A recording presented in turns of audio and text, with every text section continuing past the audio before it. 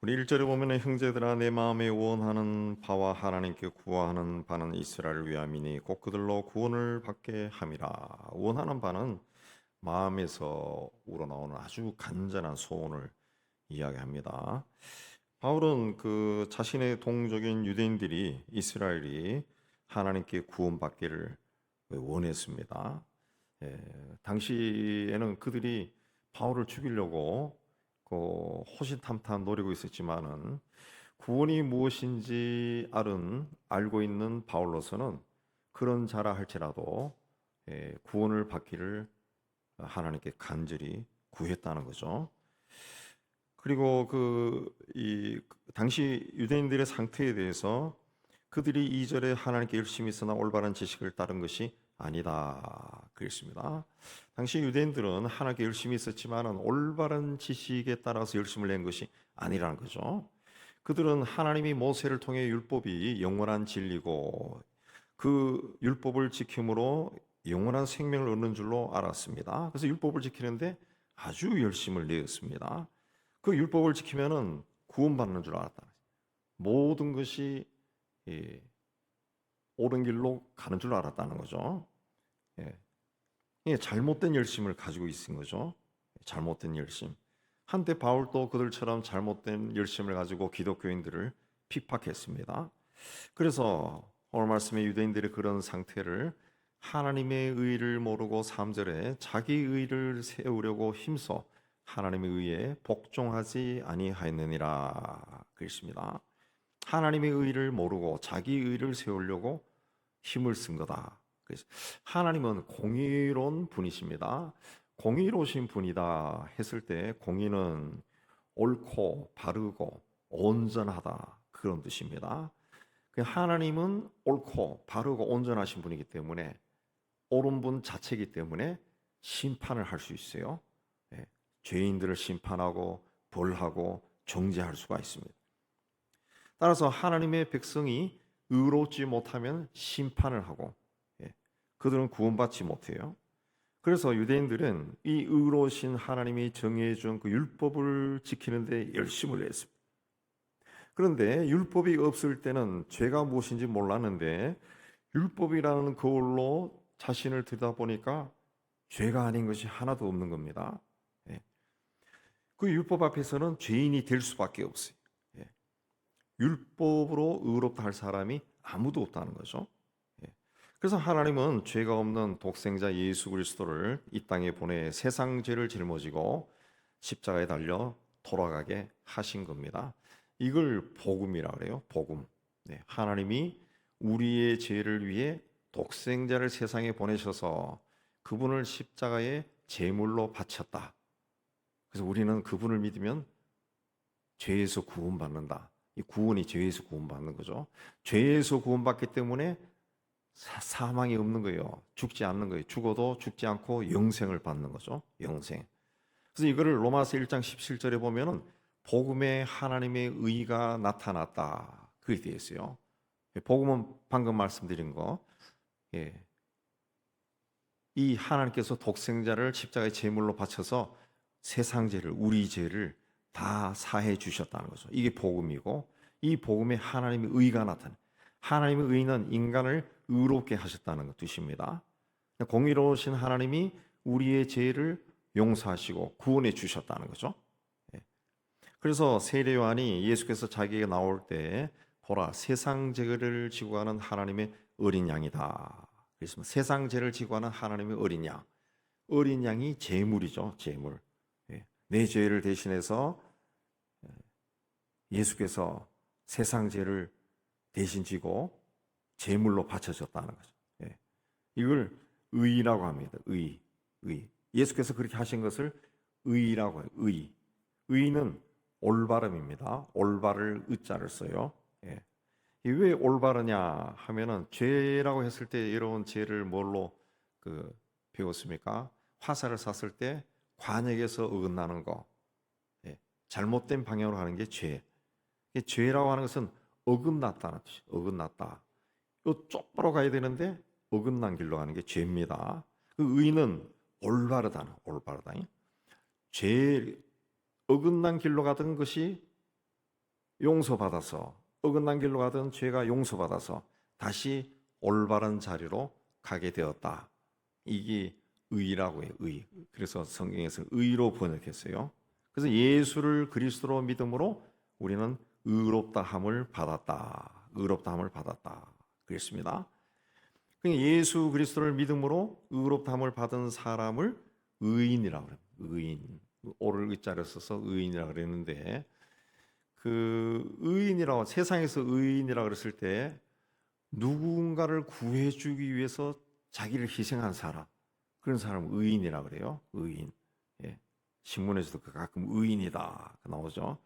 누군가를 구해주기 위해 자신을 희생한 사람을 의인이라고 그러는데 예. 성경에서 의인은 그런 뜻이 아닙니다. 아닙니다.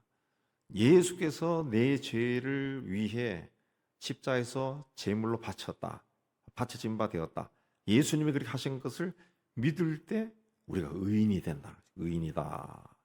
그래서 사람이 의롭다함을 받는 것은 율법을 행함으로 받는 것이 아니라 예수를 믿음으로 되는 겁니다.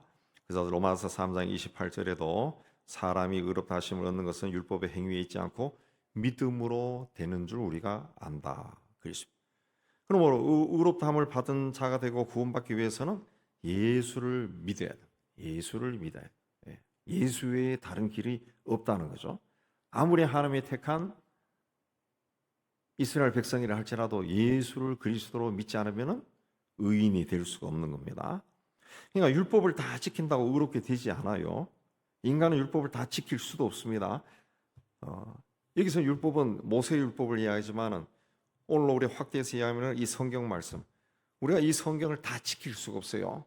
우리도 예수 믿고 성령 충만하고 할 수 있으면은 이 믿음 안에 바르게 살기를 원하지만은 우리는 수시로 죄를 짓는다. 죄된 생각을 한다. 불쾌한 마음을 털쳐버리지 못하고 누구를 미워하는 마음도 정리하기가 되게 어렵다고요. 되게 어렵. 근데 유대인들은 그 율법을 지키려고 애를 썼다. 율법을 지키려고. 그렇게 하면은 구원받는 줄, 의롭게 되는 줄 알았다는 거죠. 그래서 3절에 자기 의를 세우려고 힘써 하나님의 의에 복종하지 않았다. 결국 그게 뭐냐? 자기 의를 세우는 것이 되었다는 거죠. 하나님의 의는 그게 아니란 거죠. 이제는 예수를 그리스도로 믿으면 하나님의 의에 이르게 되는 겁니다. 하나님이 의롭게 하신 것을 받아들인 것이 되죠. 그래서 율법으로 의롭게 되는 것이 아니라 예수의 십자가의 은혜로 의롭게 되는 겁니다. 그러면 왜 하나님께서 하나님이 택한 백성들에게 주신 율법으로 그들을 의롭게 하지 않으셨을까? 율법을 자꾸 지키라고만 했고 율법을 지켜도 의롭게 된다 했으면 될 텐데 왜 그렇게 하지 않으셨을까? 율법은 우리 인간에게 죄가 뭔지 깨달으라고 주신 겁니다.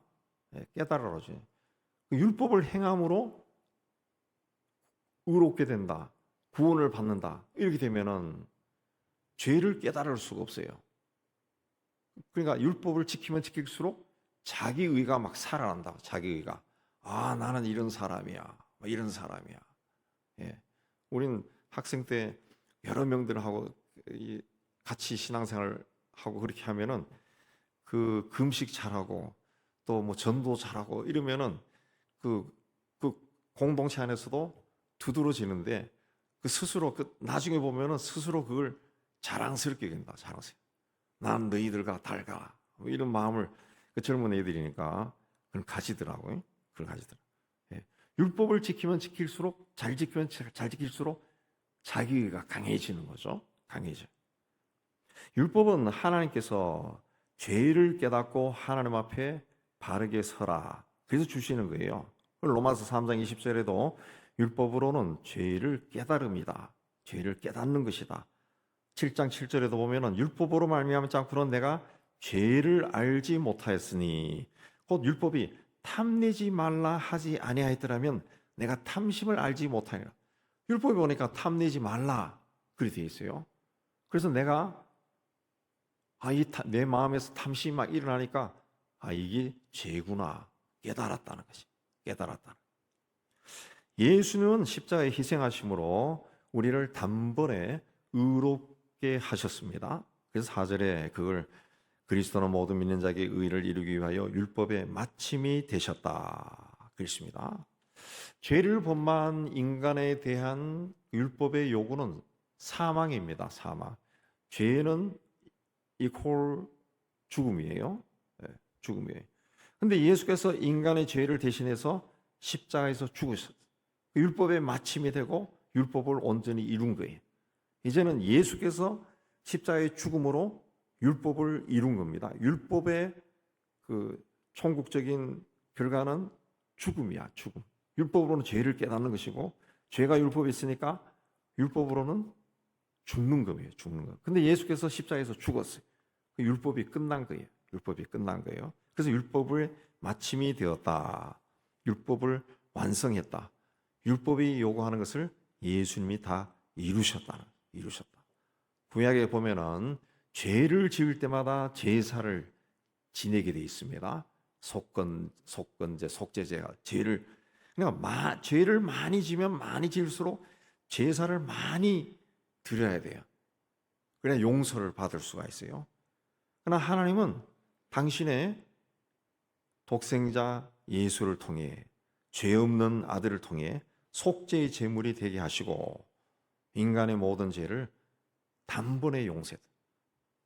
인간이라 그러면은 단번에 용서가 되지 않는데 하나님의 성자니까 하나님이 인간에서 세상에 오셔가지고 스스로 인간을 위한 세상의 제물이 되셨으니까 단번에 용서하신 창조주가 하신 거니까 단번에 용서된 거예요. 그러면 이제 그 예수 그리스도를 믿어 의에 이르기 위해서 우리는 어떻게 해야 되느냐? 유대인들이 상당히 이 문제를 가지고 초기 기독교인들이 고민을 많이 했는가 봐요. 그래서 예수께서 십자가에 죽으시고 부활하시고 승천하셔서 하나님의 보좌 우편에 앉아 계신데, 그럼 예수를 믿어 의롭게 되기 위해서는 어떻게 해야 하나요? 하늘에 올라가야 되나요? 예수를 어떻게 믿어야 되느냐? 초기 기독교인들이 이해가 안 된 거죠. 오늘 우리는 그게 왜 이해가 안 되나 그러지만은 이 기독교 초기에는 그걸 이해를 못한 거예요. 그래서 6절 7절에 보면은 내 마음에 누가 하늘에 올라가겠느냐 하지 말라. 올라가겠냐 하면은 그리스도를 모셔 내리는 것이요.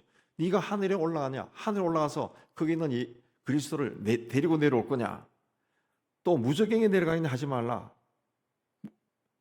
그렇게 한다고 하것은 그리스도를 죽은 자 가운데서 모셔 올리는 거예요. 네가 내려가서 그러면 그리스도를 데리고 또 올라올 거냐? 그거 아니다. 그거 아니다. 그래서 이 5절에 모세가 기록하였으되 율법으로 말미암는 의를 행하는 사람은 그 의로 살리라. 모세가 기록했다. 그 모세 율법을 통해 가지고 설명을 하는 겁니다. 모세가 기록했으되 그 신명기 30장 11절 이해합니다. 여러분이 재빨리 신명기 30장 11절을 펴니다. 3장 11절. 제 성경으로는 310페이지 있습니다.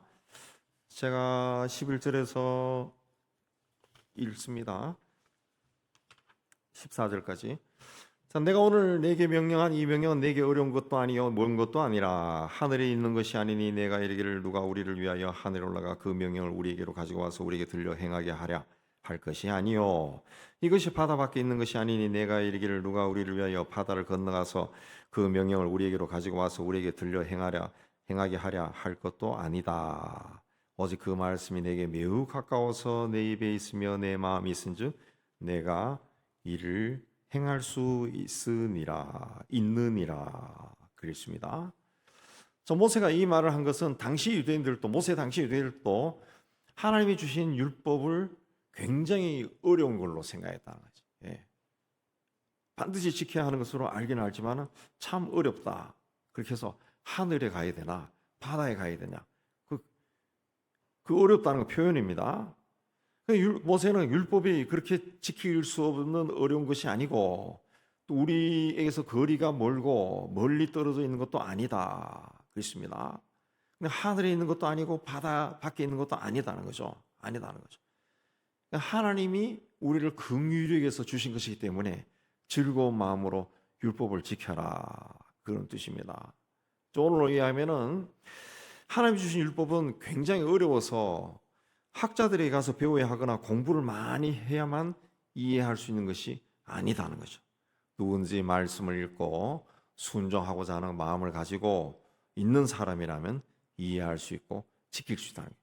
오늘 이 성경도 똑같은 겁니다. 이게 어렵게 생각할 이유가 없다는 거죠. 예.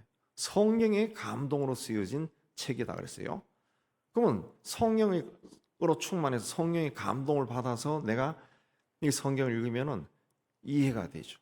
이해가 되고 이 성경 말씀이 나에게 살아서 역사할 수가 있는 거죠. 역사할 수가. 예. 그래서 8절에 그 신명기 말씀에서 나온 것과 똑같은 이야기가 나옵니다.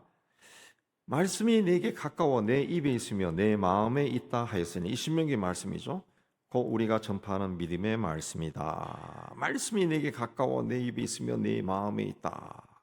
요한복음 1장 14절에 말씀이 육신이 되어 우리 가운데 거하심에 말씀이 육신이 되어 우리 가운데 오신 분이 예수 그리스도. 그걸 8절에서 믿음의 말씀이다 그랬어요. 그러니까 누구든지 믿음의 말씀이신 예수를 믿기만 하면 의롭게 된다. 예. 즉 가까이 와 계신 예수를 믿기만 하면 의롭게 된다는 거죠. 의롭게 된다. 하나님의 말씀은 이해되고 깨달아야 믿는 것이 아니라 먼저 믿으라는 거죠. 믿어라. 그리고 입으로 예수를 시인한다는 것은 받아들인다는 거죠. 주로 시인하고 시인해야 된다는 거죠. 그래서 9절에 내가 만일 내 입으로 예수를 주로 시인하며 또 하나님께서 그를 죽은 자 가운데서 살리신 것을 내 마음에 믿으면 구원을 받으리라. 마음으로 믿는 것은 마음으로 믿은 것을 입으로 고백하는 거예요. 그게 시인입니다. 시인 받아들이는 거죠. 믿음이 없는 고백, 마음이 없는 시인은 없습니다. 그러니까 고백하지 않는 신앙은 신앙이 아니라는 거죠. 신앙. 그래서 아멘도 자주 하고 할렐루야도 자주 하고 주님도 자주 부르고 그래야죠. 예수께서 빌립보 가이사랴 지방에 이르렀을 때 제자들에게 사람들이 인자를 누구라고 하느냐 물으니까 제자들이 어떤 사람은 세례 요한이라고 하고 어떤 사람은 엘리야라고 하고 어떤 사람은 예레미야나 선지 예언자들 가운데 한 분이다 그렇게 말합니다. 그렇게 대답하자 예수께서 제자들에게 그러면 너희는 나를 누구라 하느냐 물었죠. 그때 시몬 베드로가 주는 그리스도예요. 살아계신 하나님의 아들 그리스도십니다. 그렇게 고백했습니다. 베드로는 예수 그리스도를 주님으로 고백했습니다. 살아계신 하나님의 아들 그리스도다. 그리스도 우리를 구원하신 분입니다. 그렇게 고백했어요. 예수를 주님으로 고백하는 것은 예수를 내 삶의 주인으로 모신다는 거죠. 내 삶. 이제는 내가 사는 것이 아니요 내가 그리스도 안에서 사는 것이다. 바울의 고백처럼 내 삶을 내가 주관하는 것이 아니라 주님이 주관하시는 것으로 내가 받들고 섬기겠다는 거죠. 우리 그 사행리에 보면은 그 그림을 아주 잘 그려놨잖아요. 마음에 동그란 것이 이제 마음이고 그 안에 중심에 의자가 있고 의자 위에 십자가 그려져 있고 내 마음에 내 삶의 중심에 주님을 모시고 살겠다. 그 고백이죠. 그 고백. 이제는 나를 위해 살지 않고 나를 위해 십자가에서 죽으신 예수를 위해 살겠습니다. 나를 구원하기 위해 십자가에서 제물이 되신 주님을 위해 살겠습니다. 그 고백입니다. 그러니까 마음으로 믿고 입으로 시인하는 것이 신앙의 본질입니다. 본질. 사람들 앞에서 예수가 그리스도다 라고 입으로 시인하는 것이 자기 신앙을 공적으로 선포하는 겁니다. 예수가 그리스도다. 공적으로 자기 신앙을 선포하는 겁니다. 마태복음 10장 32절에도 누구든지 사람 앞에서 나를 시인하면 나도 하늘에 계신 내 아버지 앞에서 그를 시인할 것이요 그랬습니다. 그래서 우리가 살아 생전에 사람들 앞에서 그 예수님을 시인해야죠. 예수는 그리스도다. 시인해야죠. 그게 또 좀 있어야죠. 그래야 나중에 하나님 앞에 갔을 때 주님이 하나님 아버지 앞에서 나를 시인한다 그랬어요. 얘는 그런 사람입니다. 예. 또 마가복음 8장 38절에 누구든지 이 음란하고 죄 많은 세대에서 나와 내 말을 부끄러워하면 인자도 아버지 영광으로 거룩한 천사들과 함께 그 사람을 부끄러워하리라 그랬습니다. 그 예수님이 하신 말씀 보면 조건들이 꽤 많이 나옵니다. 꽤 많이 나옵니다. 예. 또 누가복음 12장 8절에도 내가 또한 너에게 말하노니 누구든지 사람 앞에서 나를 시인하면 인자도 하나님의 사자들 앞에서 그를 시인할 것이다. 우리 신앙이 입으로 자꾸 고백되어져야 합니다. 고백. 예, 기도도 묵상해서 하는 기도도 좋지만 또 자기 귀에 들릴 정도의 소리를 내어서 기도하는 것이 더 좋습니다. 더 집중이 되고 조곤조곤하게 하나님의 사자들 앞에서 그를 시인할 것이다. 천사들 앞에서 주님이 나를 인정해 준다는 거죠. 인정해 주는. 쟤는 신실해. 예. 뭐 주님 우리 마음의 생각도 알지만은 제 기도하는 소리 들어봐. 너희도 신실한 사람이야. 예. 주님이 우리를 시인한다 그랬습니다. 자, 그렇게 예수를 믿는 사람은 부끄러움을 당하지 아니하리라. 11절에 그랬습니다. 그리고 보다 중요한 것은 누구든지 주의 이름을 부르는 자는 구원을 받으리라. 우리가 어느 곳에 가든지 어느 자리에 있든지 예수는 그리스도다. 당신은 어떻게 교회를 나가냐? 네. 그렇게 하면은 나는 예수가 그리스도라고 믿기 때문에 나간다. 너 과거에는 안 그랬잖아. 그럼 그때는 내가 몰랐는데 내가 살아가면서 어느 때에 내가 예수가 그리스도라는 것을 알고 굉장히 내가 쇼크를 받고 그때부터 내 인생은 바뀌었다. 주님과 함께하기로 바뀌었다. 그리고 당당하게 고백해야 됩니다. 그럴 때 믿음이 없는 친구나 가족도 예수가 있는가 보다 그렇게 생각하고 궁금해하고 그들의 심령의 문이 열리죠.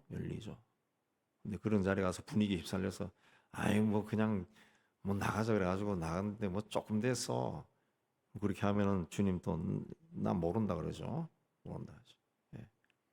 당당해야 됩니다. 자기 신앙은 당당하게 고백해야 됩니다. 예. 그럴 때 주님은 그런 고백을 하는 사람의 주님이 되신다 그랬습니다.